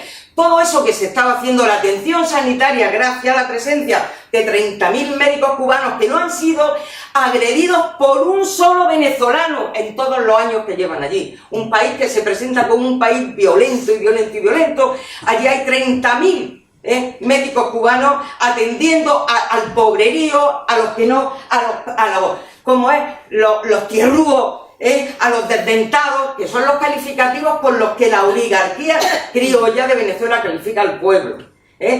Todas esas cosas que se han hecho en Venezuela no aparecen en la CEPAL porque no son políticas públicas ministeriales. Pero es que una de las sorpresas de la revolución en Venezuela es que no pretende tomar el Estado, que sabe que es el Estado del punto fijismo y de la Cuarta República, crea un Estado paralelo, entre otras cosas que ha inventado y que ha dado resultados hasta aquí o hasta allí. O sea, es otra de las cosas que se pueden analizar. El problema de la vivienda no lo ha hecho el Ministerio de la Vivienda. Alfabetizar al pueblo, existía un Instituto Nacional de Alfabetización, alfabetizaba a 10.000 personas al año. Eso era lo que recoge la CEPAL. El 1.700.000 viviendas no, porque no son políticas públicas, no son políticas ministeriales. Y entonces esas son todas las trampas en las que nos tienen agarrados. Y por último, yo que tengo esta pasión diciendo las cosas, lo de los militares no tiene nombre. Quien conozca la historia de América Latina y lo que se ha escrito. El ejército venezolano tiene una tradición patriótica, fue un ejército más que venezolano, neogranadino, que recorrió un continente varias veces, desde Colombia, desde Nueva Granada hasta abajo, sin ser en ningún sitio un ejército de ocupación, sino un ejército de liberación. En las guerras de la independencia, al revés que en Europa, las repúblicas no la fundaron los abogados, ni los ilustrados, como en Europa, como en la Europa revolucionaria. La constituyeron los ejércitos porque los que iban a caballo, liberando territorios, dejaban escrita una constitución. Los militares fundaron la república y fueron los primeros en la avanzadilla libertadora en América Latina. Luego fueron muy destruidos, entre otras cosas, porque el gobierno de Colombia, cuando se separa de Venezuela, exterminó al ejército neogranadino. Y después, en muchas ocasiones, los ejércitos en América Latina han sido colonizados por el pensamiento europeo o por el pensamiento norteamericano.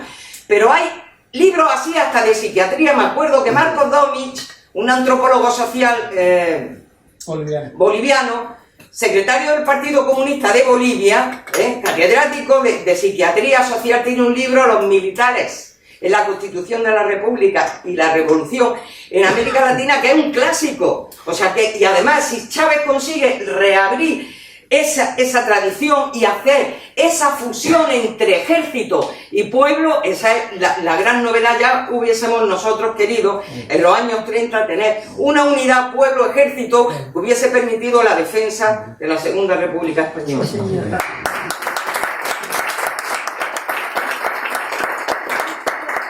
Es que me tengo que marchar y es una pregunta que hago tanto a la mesa como a todo el mundo.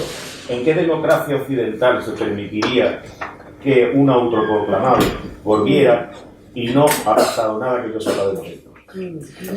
Yo lo siento, José Antonio, que no haya pasado nada. Ha llegado más Cristina y no la han detenido.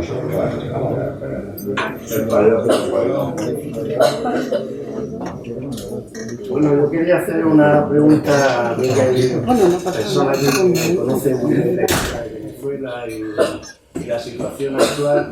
Por supuesto estoy de acuerdo con la mayoría de las opiniones, pero me gustaría a ver si alguien puede responder a la pregunta, suponiendo que Maduro aguanta, que resiste,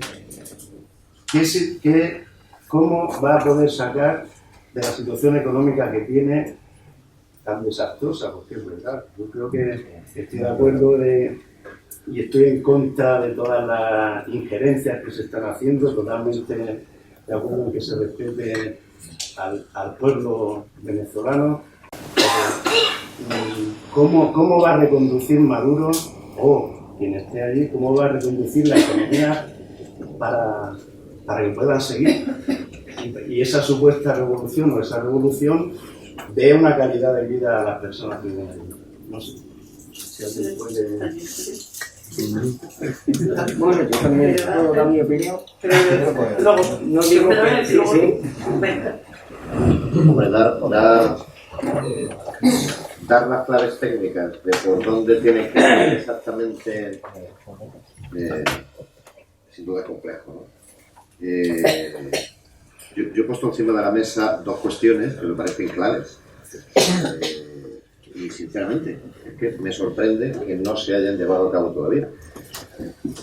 Y una de ellas tiene que ver, he dicho, con la nacionalización de la banca, y la otra tiene que ver con el control del comercio exterior, la monopolización del comercio exterior por parte del Estado, porque es la única manera, a día de hoy, a mi juicio, de acabar con la especulación.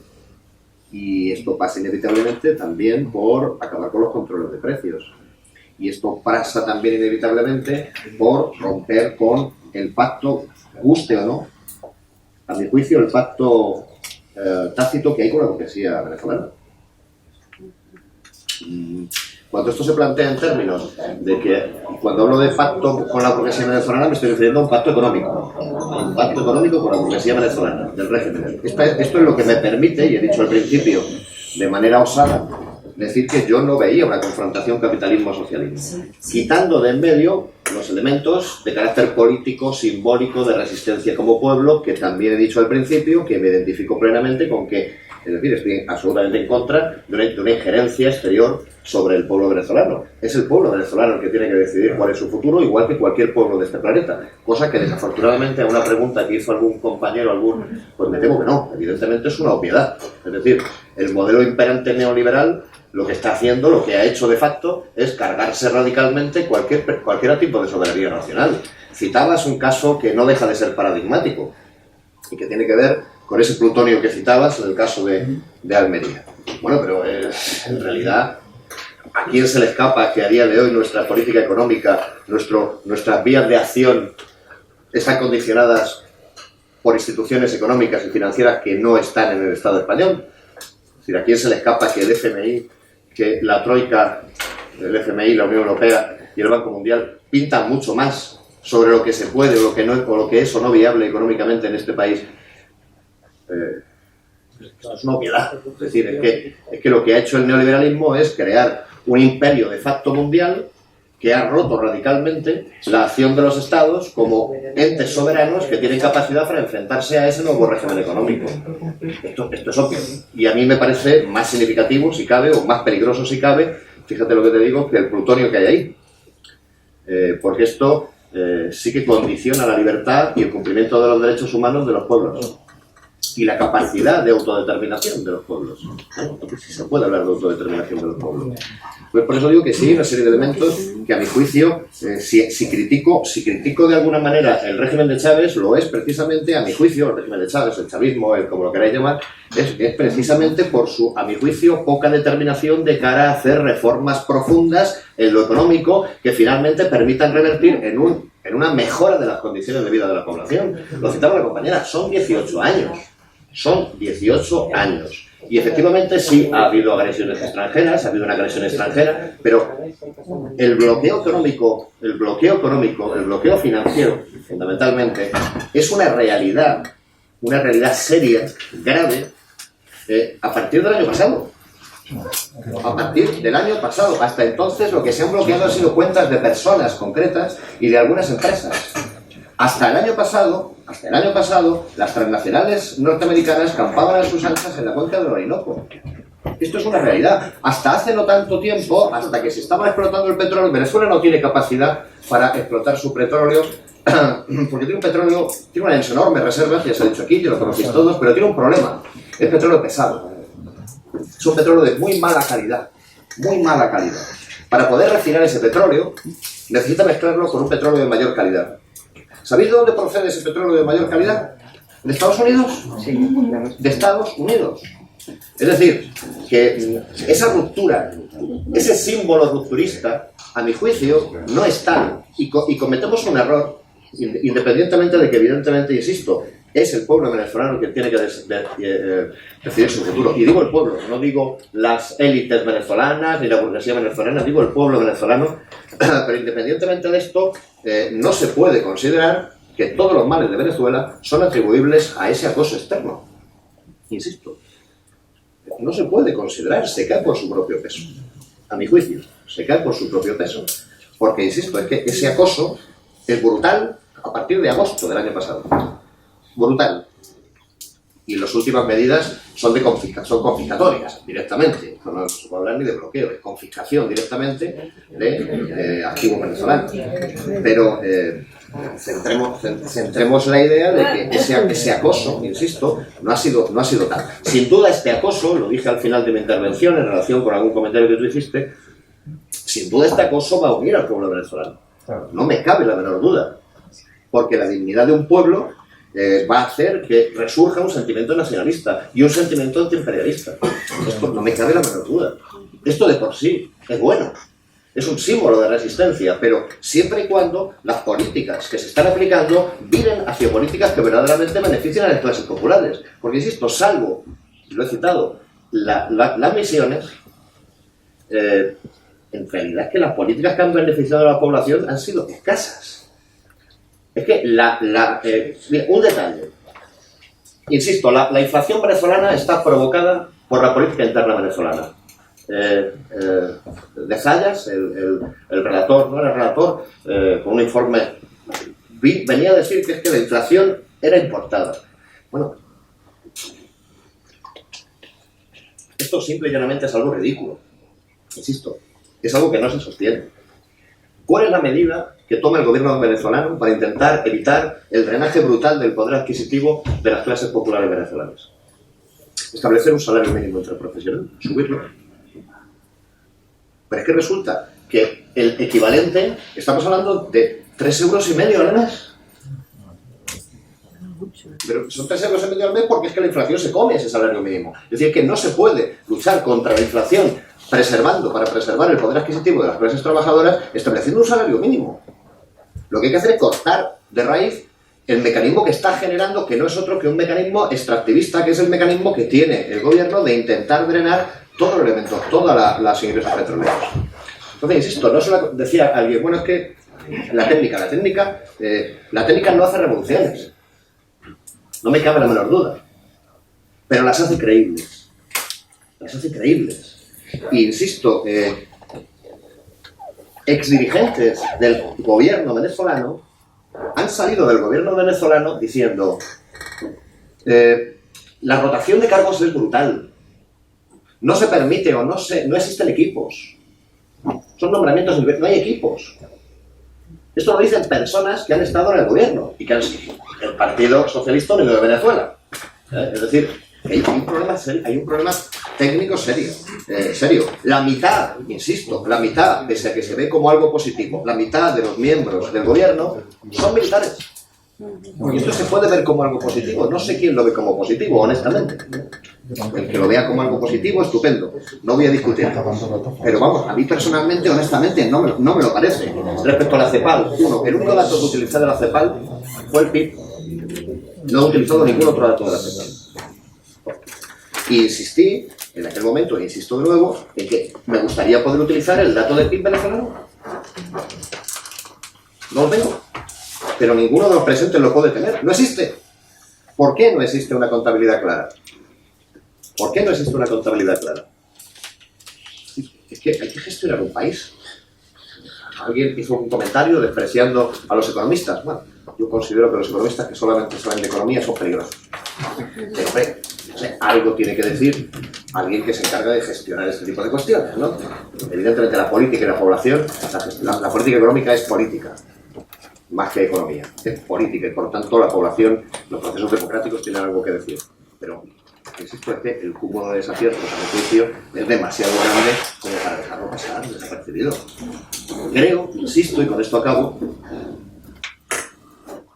que como izquierda estamos cometiendo un error. Lo creo honestamente, que es idealizar un proceso que quizá no dé los resultados que esperamos, porque todos esperamos, yo creo que todos los que estamos aquí presentes, al menos yo espero un buen resultado de todo ese proceso, sin duda, sin duda. Mis críticas no van en la línea de atacar al gobierno para hacerlo desaparecer, no, ni mucho menos. Van en la línea de intentar que el proyecto sea viable, de que el proyecto realmente sea un proyecto emancipatorio. Y en ese aspecto, insisto, si convertimos una revolución antiimperialista, un elemento antiimperialista, una lucha antiimperialista legítima, fundamentada, en un mero símbolo, pues me temo que vamos a cometer un error como izquierda. Y hablo de como izquierda internacional. Es decir, tenemos la obligación, a mi juicio, de apoyar la soberanía nacional de Venezuela y de ser críticos con aquellas políticas del gobierno de Venezuela que no son adecuadas, que no son acertadas. Y honestamente, ese es el papel que me he pretendido, quizá con demasiada osadía, plantearme en esta intervención. No conseguir ningún 60 ni en él.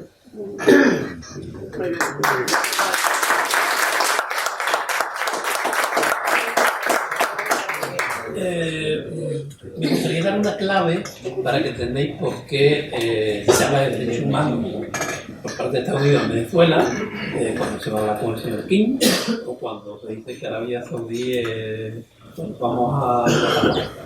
El gran problema, el detonante de esta crisis, desde el punto de vista, claro, es que Venezuela pide un préstamo a China y le pone como garantía una empresa que se llama Citgo. Citgo tiene 8 refinerías en Estados Unidos, 7.000 gasolineras, oleoductos, etcétera, etcétera, que ahora técnicamente son del gobierno chino. Y Estados Unidos no puede permitir que China se haga con una parte importante del pastel de la distribución de combustible en su país. Por eso, esa es la historia y eso es la clave para entender por qué ahora Estados Unidos tiene tanta prisa con acabar con Venezuela. Y por eso es tan importante que Venezuela aguante como sea. Y por eso toda la gente que se considera izquierda tiene que apoyar unánimemente al gobierno de Nicolás Maduro. Porque Estados Unidos con Citgo se juega que China penetre ya totalmente dentro de su economía.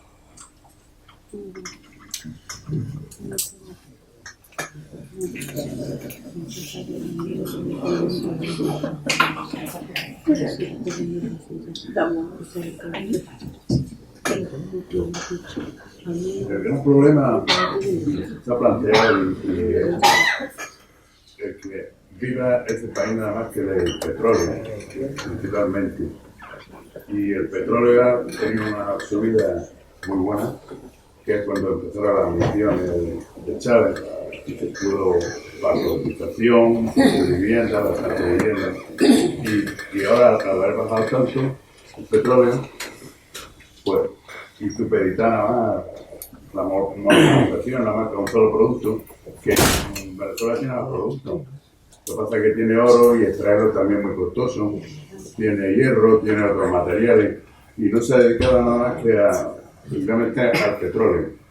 Y la franja, esa gran franja del Orinoco, equivalente a la tercera parte de España, en kilómetros cuadrados, como bien ha dicho el señor economista, está en gran medida monopolizada por la empresa norteamericana, capital norteamericano, y ese pacto con la oligarquía del país, entre el gobierno chavista, con la burguesía, la única manera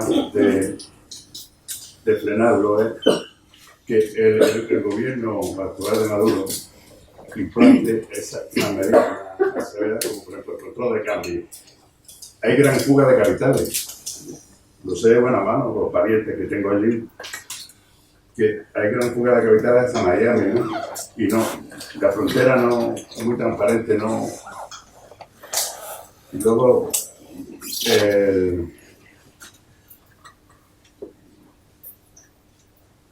nacionalizar la banca, sí, podría tratar de nacionalizar la banca y PDVSA, la empresa estatal, que ha tenido ya varios dirigentes dentro del chavismo hay gente que es oportunista, que se ha metido para medrar, como a todos lados. Disculpa, pero ese es un factor que cité muy someramente y no he querido incidir en él, porque la realidad es que la corrupción en Venezuela es endémica y no es exclusiva del gobierno actual. O sea, el régimen previo era terriblemente corrupto. O sea, por lo tanto, no me parece una seña de identidad, desafortunadamente, que se tenga que citar, ¿no? Aunque sea una realidad. La página web de la Correa que es bastante crítica con el gobierno y no son precisamente escuálidos, ¿no? Y critica las actuaciones malamente de ciertos dirigentes puestos a dedo. Mira, tres detallillos al respecto. A mí sí me parece interesante el tema de la implicación del ejército en lo que son los procesos políticos, a pesar de lo nervioso que nos pueda poner aquí en España por la historia de España, siguiendo lo que decía Vicente Rojo del ejército como institución social, como reflejo y resumen de lo que es el conjunto de la población. A mí sí me parece una idea interesante y sobre todo me parece que evita a los chicos de la Escuela de las Américas de Panamá, que esos sí que son terroríficos, esos sí que son, pues la Escuela de las Américas probablemente sea la mayor academia de golpistas, genocidas y criminales de lesa humanidad de la historia de la humanidad. A mí me parece que la criba, la limpia que hizo Chávez y el chavismo para tratar de depurar una parte importante de su ejército, de todos los elementos entrenados, dirigidos y financiados por Estados Unidos, es una razón fundamental de su subsistencia. En Chile no lo habían hecho y en Chile le fue con Pinochet a la cabeza. Pero hay tres detallillos que me parece interesantes al respecto de lo que estoy diciendo. En primer lugar, parece que la mayor parte de las críticas que podemos hacer desde una perspectiva de izquierda al gobierno de Venezuela es que no es suficientemente de izquierda. Es decir, que está siendo condenadamente timorato, condenadamente pusilánime a la hora de afrontar cierto tipo de problemas con energía y con contundencia. Ahora, viendo cómo llaman a esa gente, siendo lo más moderado de lo más descafeinado de la socialdemocracia más suave, si se ponen duros, no me imagino cómo le podrían llegar a llamar en el grupo Prisa, por ejemplo. Luego, estabais comentando el tema de la inflación como problema. Hay un artículo por ahí muy interesante sobre el informe del Fondo Monetario Internacional que decía que el 90% de la inflación depende de la banca privada y está causada por la extensión de créditos de la banca privada. Sin duda, si quieres controlar la inflación, tienes que coger y pegarle un mazazo a la banca privada y nacionalizarla. Y eso lo dijo un bolchevique peligroso como por ejemplo De Gaulle, ¿no? Que nada más llegar al poder dijo, bueno señores, lo de la banca aquí se acaba. A mí me parece que es muy interesante y también me extraña que no lo hayan hecho ya, pero volvemos a lo mismo. Si lo llegan a hacer, menuda le hubieran montado. Fue cuando se negaron, o sea, fue cuando compraron, que ni siquiera lo nacionalizaron, es que lo compraron pagándolo, el Banco de Venezuela al Banco de Santander y el Grupo Prisa le montó el Cristo que les montó, pues agárrate si quieres poner otra cosa. Y luego, me parece fundamental el tener en cuenta que lo que le pasa a Venezuela deriva fundamentalmente del Pentágono, porque si Venezuela no existiera, el siguiente sería Bolivia, que es uno de los países con mejores datos económicos de Latinoamérica y del mundo, probablemente, en lo que es crecimiento y todo esto, pues probablemente sería el siguiente e iría de cabeza. La única razón por la que ese país no está destruido como ahora está Venezuela es porque hay un montón de gente que podría entretenerse en destruirlo, que está bastante ofecada con Venezuela. Una vez que ese retén desaparezca, los demás países lo iban a pasar condenadamente mal. Y si nosotros pretendemos buscar un proyecto alternativo de país y de república, por ejemplo, tendríamos que tener en cuenta que o nos creemos mucho más afortunados que los demás, o vamos a pasar las de Caín en cuanto alguien diga de sacar los pies del plato y de dejar de ser una colonia en cuanto a política exterior estadounidense. Así que volvemos a lo mismo. Me parece que cuanto más resista el pueblo venezolano en contra de lo que son los mamoneos y los tejemanejes de la oligarquía de Estados Unidos, más suerte podrán tener todos los países alrededor. Y hay un tipo que es Livingstone, que decía que uno de los fallos principales del gobierno venezolano fue no matar a la oligarquía venezolana, que ahora hace todas las barbaridades, todas las babasadas y todos los chanchullos que puede para tratar de destruir su base de poder y la economía también. Hombre, yo no estoy a favor de cierto tipo de medidas expeditivas, pero sin duda la reflexión sí que merece tenerla en cuenta, siguiendo aquella frase tan interesante que decía Maquiavelo, de que no se puede instalar una república en un país si hay muchísimos nobles antes de matarlos a todos. Insisto, no estoy a favor de ciertos comportamientos que sean expeditivos, pero la reflexión sí que me parece interesante. Tenemos una serie de personas con un poder enorme, capaces de destruir la economía de un país y por tanto el bienestar de sus habitantes, y esa gente hay que controlarla de alguna manera. O bien convenciéndolos, o bien quitándole el martillo para que dejen de pegarle martillazos a todos los demás. Y esto es una idea tan revolucionaria e izquierdista que está escrita tal cual en La riqueza de las naciones del señor Adam Smith.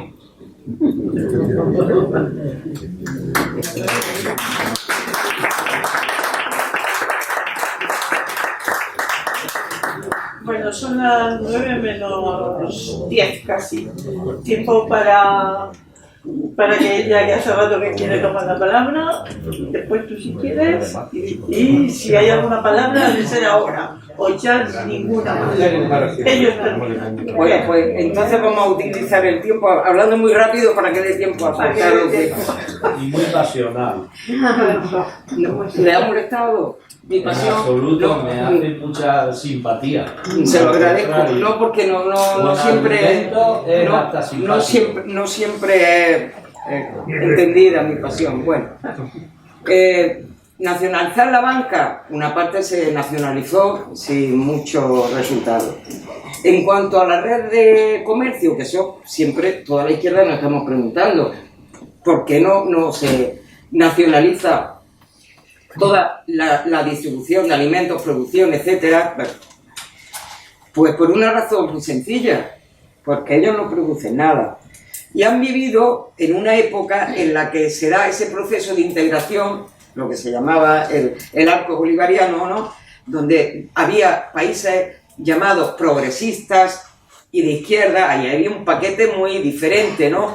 Desde la Argentina de los Kirchner, Lula y después Dilma en Brasil, en Bolivia, Paraguay, hasta Guatemala, que tenía un presidente demócrata cristiano, se metió en Petrocaribe y hizo, se lo cargaron por supuesto, cuando esos países, esa unidad empieza a desmembrarse, también Venezuela va perdiendo una parte de su sustento en materia primas para la alimentación y los servicios, porque ¿de dónde venía la leche? La leche venía de Brasil. ¿De dónde venía la harina de maíz?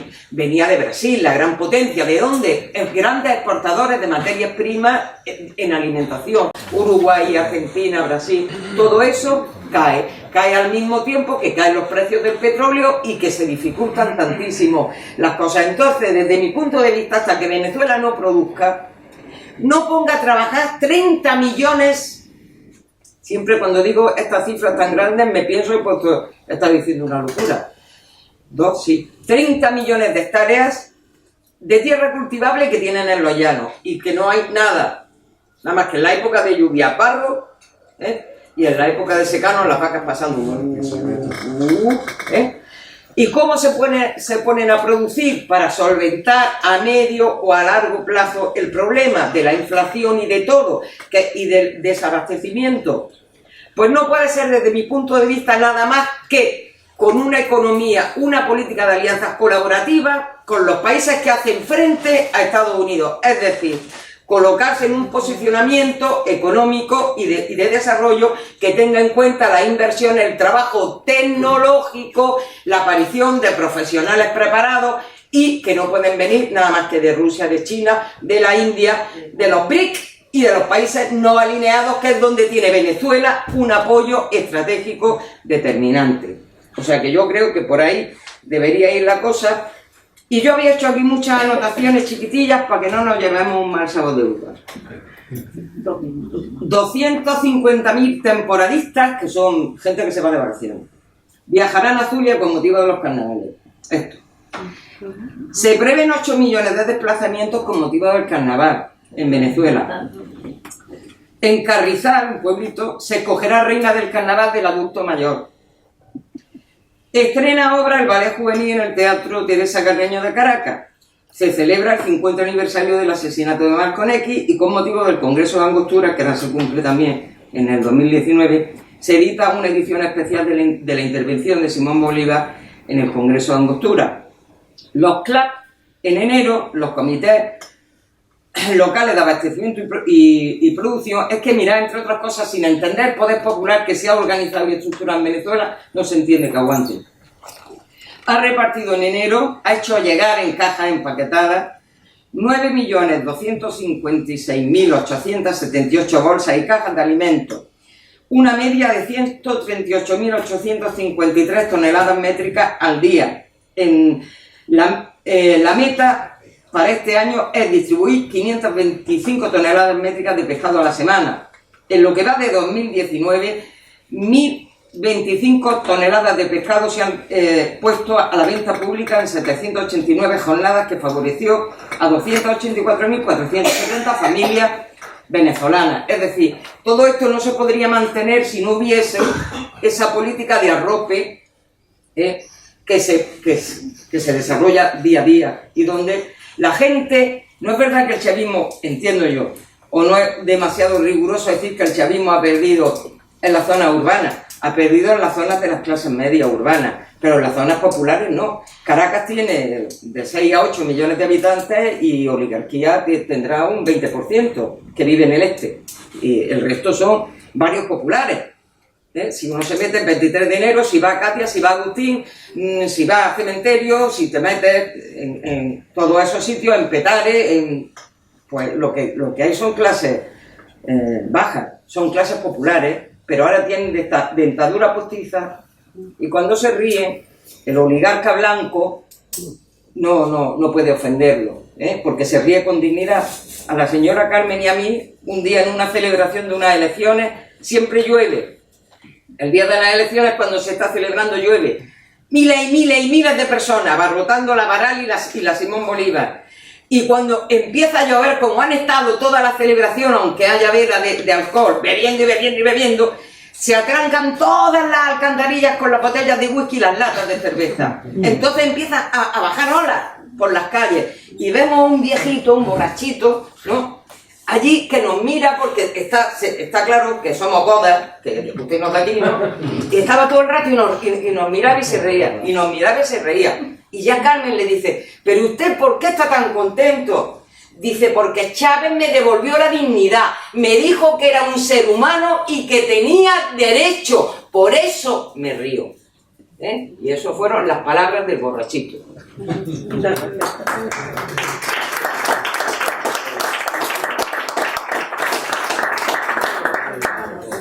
Sí, bueno, no tengo mucho más que añadir a la realidad, simplemente, pues, muy brevemente, por incidir en alguna cuestión que se ha comentado últimamente, en las últimas intervenciones, ¿no? Honestamente, que Prisa, si enfade mucho o poco, no marca o no debe marcar las políticas del gobierno central.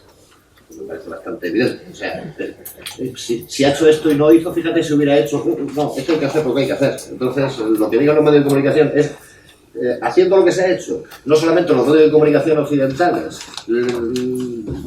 hacen lo que hacen y además encima se orquesta un golpe de Estado, ¿no? ¿Qué más puede pasar? ¿Por qué no se aplican las políticas que deben aplicarse? No creo que eso a Prisa, le digo, le importe mucho. La nacionalización de la banca, pues, hombre, la nacionalización de la banca no se nacionaliza un poco. Se nacionaliza o no se nacionaliza. No hay más. Entonces, esto no es una cuestión de un poco o no. Y es una medida, insisto, vital, fundamental. No solo como elemento de control de la inflación, sin duda, sobre todo cuando el gobierno deje de monetizar los déficits que crea artificialmente con la petrolera. Son cosas que, insisto, que no son sostenibles.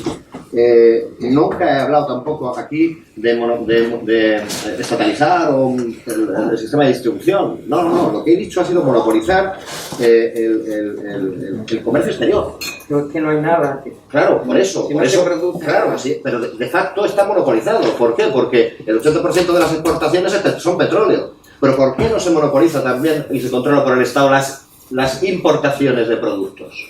¿Por qué no? ¿Por qué no se hace?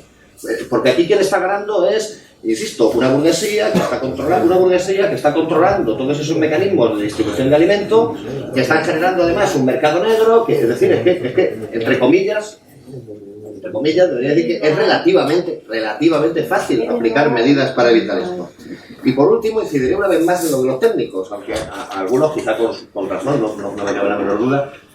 O sea, ha quedado muy claro, todos lo sabéis antes de venir aquí, que Venezuela es un monocultivo, en el sentido de que viven básicamente de la exportación de petróleo. Esta es la realidad. Así ha sido, así era y así sigue siendo. No ha habido una apuesta fuerte por intentar hacer las cosas de otro modo en este aspecto. Hablaba de deficiencias técnicas a nivel de gobierno. No hay una universidad en Venezuela que forme a un técnico en materia de extracción de petróleo. Es así de dramático. Es así de dramático. Carmen comentaba esto hace un momento y decía, se debería depender de otros países para importar. Joder, pero el petróleo. Pero perdona, sí que se forman técnicos superiores que pueden se forman médicos y se van del país. Pero no.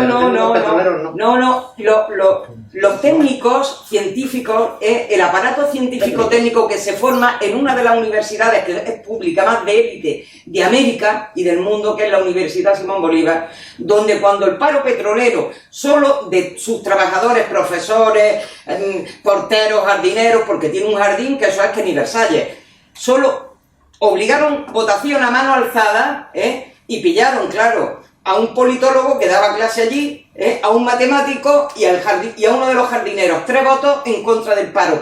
El resto del profesorado y trabajadores, fascismo puro y duro, de libro. Ese es, vaya, Esa universidad forma ingenieros y forma especialistas técnicos, siendo una de las más elitistas del mundo, y todos los exportan a Estados Unidos. Históricamente esa universidad se creó, la pagó el punto ficismo, ya le digo, con unos jardines que ni Versalles, para que vivieran a gusto. Uno de sus rectores llegó a pedir, cuando se jubiló, que en vez de un derecho que tuviera, le dejaran seguir viviendo allí para ser jardinero de aquel inmenso palacio.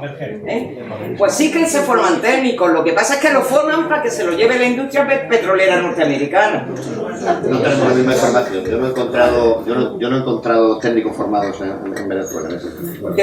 El profesor Roque Hidalgo conoce a muchísimos técnicos venezolanos dedicados al tema del petróleo. Vale, creo que tenemos que acabar, porque es la hora, a pesar de todo el apasionamiento.